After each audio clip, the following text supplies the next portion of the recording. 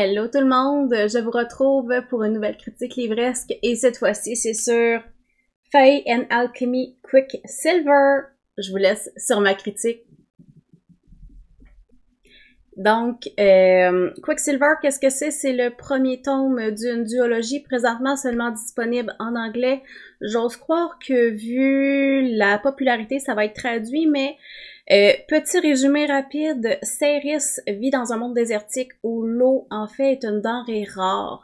Puis, ça rend, dans le fond, la survie comme étant un luxe parce que c'est si facile de mourir parce qu'on est déshydraté, parce qu'on n'a pas assez de nourriture, parce que y a des soldats de Madra qui est la reine, dans le fond, de l'endroit où elle se trouve, qui est pas nécessairement reconnue pour sa gentillesse. Puis, en fait, notre héroïne, âgée de 24 ans, va se retrouver à devoir toute sa vie voler.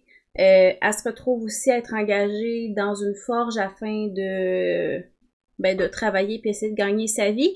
Ça lui sert de double couverture parce que elle se sert aussi de ça pour créer des armes, chose qui est illégale dans le pays justement où elle se retrouve. Puis elle sait qu'elle a quelque chose d'un peu étrange, mais elle peut pas mettre le doigt dessus. Parce que quand elle travaille certains métaux, des fois, elle trouve ça bizarre. Il arrive des choses qui arrivent pas à personne, puis elle a tellement peur pour sa vie qu'elle ose pas en parler. Donc, c'est suite à ça qu'elle se retrouve face à la mort, mort avec un grand M. Et suite à cet événement-là, que je vous décrirai pas nécessairement parce que je veux que vous le découvriez par vous-même, c'est vraiment intéressant à lire. Elle va se retrouver propulsée dans un monde complètement inconnu où il y a des fées, des êtres complètement mythiques qu'elle pensait que c'était juste des contes à la base. Normalement, il n'y a plus de fées qui existent depuis des années. Donc, elle se retrouve propulsée là-dedans. Elle passe d'un désert à un environnement totalement hivernal. Il y a de la neige partout, l'eau est gelée, elle a froid. Son premier réflexe, c'est de se dire « je vais mourir de froid » avant de penser aux fées qui sont potentiellement dangereuses.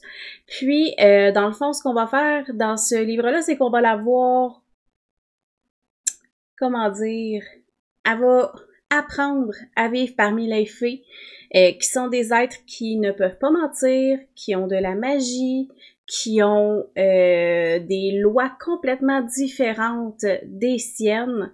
Puis, dans le fond, elle va devoir naviguer dans cette société-là.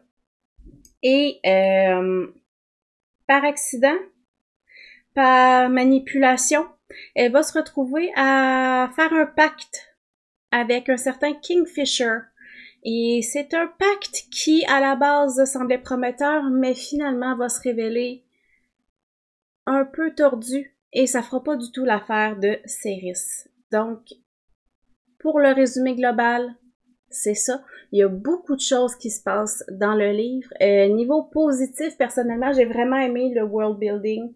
On voit que l'auteur a fait vraiment du travail pour mettre en place autant la portion désert où Ceris vivait, puis la portion des fées où elle apprend en même temps que nous des coutumes, que l'eau là-bas, c'est pas une ressource, t'as droit à 1 litre d'eau par jour, puis c'est fini. Non, non, c'est à l'infini, tu peux prendre des bains, tu peux boire tant que t'as soif. On a aussi des héros qui sont complexes. Ce que j'ai aimé, c'est que Ceris, elle a 24 ans. Kingfisher est un petit peu plus vieux de quelques centaines d'années, mais ils agissent pas nécessairement, je trouve, comme des enfants. Donc, j'ai trouvé ça rafraîchissant parce que c'est rare que nos héroïnes ont mi-vingtaine.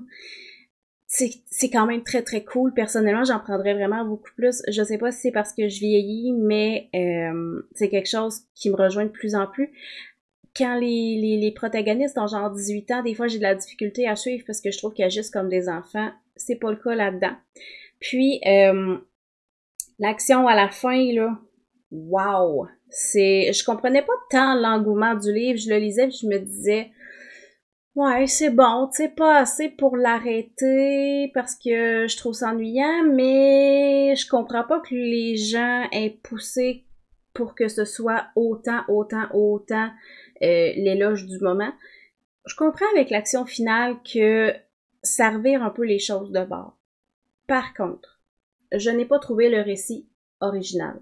Si vous le lisez, si vous êtes habitué à lire de la fantasy, il y a beaucoup de choses qui sont piochées un peu partout, j'ai l'impression, beaucoup d'inspiration.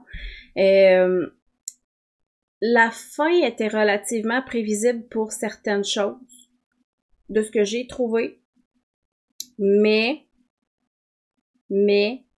ça reste quand même agréable à lire, même si c'est peu original.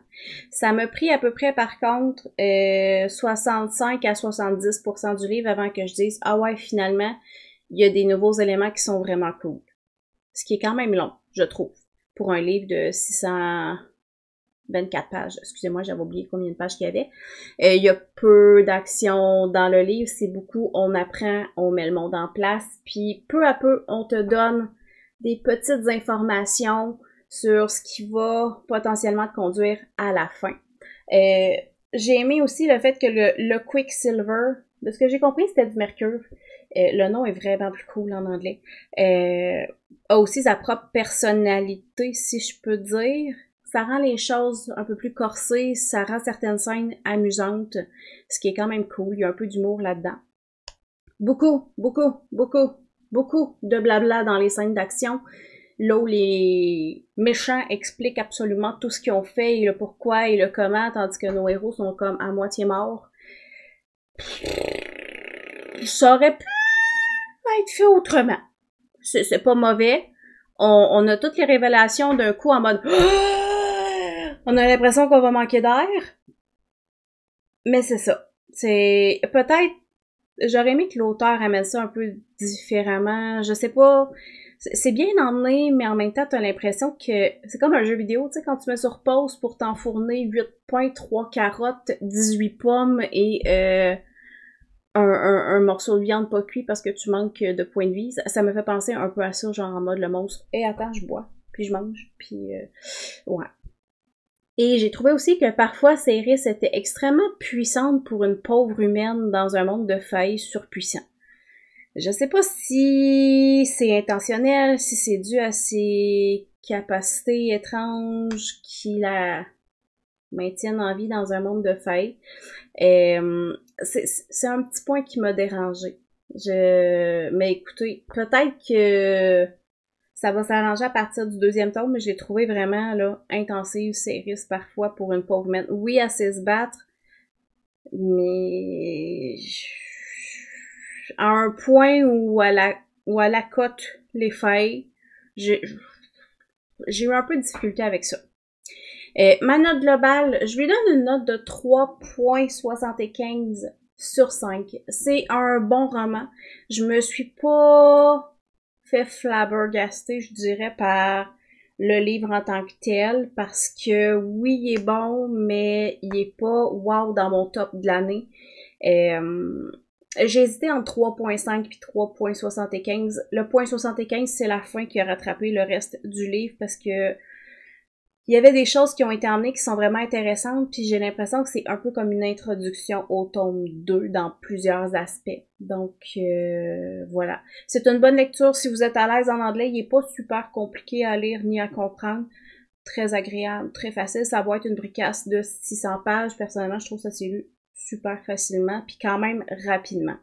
Donc, j'ai oublié d'ajouter, ça c'est moi de l'édite parce que je suis en train de ranger mes choses, puis je viens de m'en rendre compte, mais Quicksilver, beaucoup de spice, et c'est bien écrit, j'ai rien d'autre à dire, ça a été agréable à lire. Donc, si vous aimez pas les livres avec du spicy, passez votre chemin, s'il vous plaît.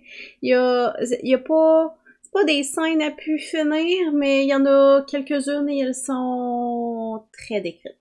Voilà, je vous en dis pas plus. Bye bye pour de vrai!